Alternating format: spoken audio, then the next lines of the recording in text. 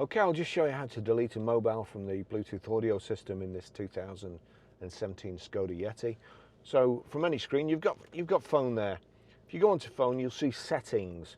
And so long as nothing's connected at the moment, my phone is disconnected and there's no other phones connected in the car, you'll see this screen. So settings, click settings, select telephone or Bluetooth, onto Bluetooth.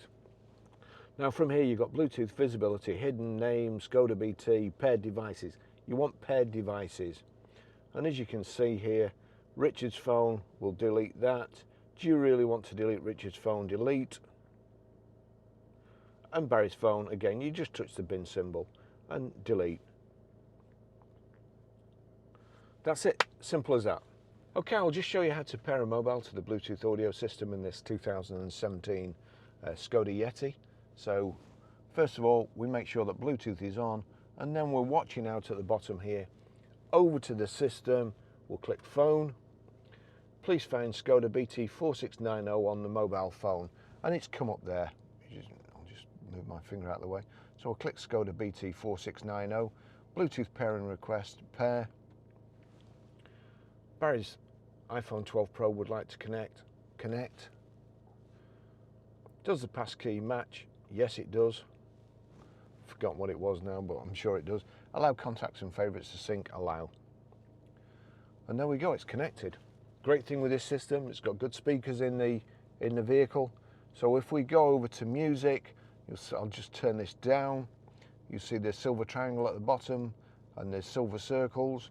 If you click on that, you see iPhone and SKODA. If there's no tick next to SKODA, just press it, tick appears. Back to the record, we'll click play. We go over here to media. If I click on media, at the moment it's on auxiliary. So what I have to do, if I click media again, it just skips through. And that's the record we want. I'll turn that up. And then up here.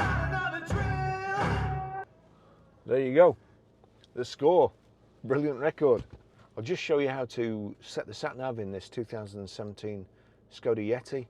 So any screen, we'll click on nav. That's the screen. Now watch at the bottom.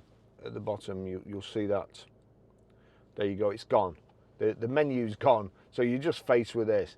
But if you put your hand towards it, the menu comes up and you see there, new destination, my destinations, point of interest, view, media, settings. So we want new destinations. Now this screen's come up and to be honest, to me that gives me a panic attack. There's just too much stuff there. But it's already got a destination, and you see there, enter destination or search. So you're clicking away there, it does nothing. But see these three bars and the dots there, if I click on that, it gives you the choice, search, address or on map. We want address, that's a lot easier. So here we go, country, city. Now the other thing is, they seem to try as hard as possible to cut you up.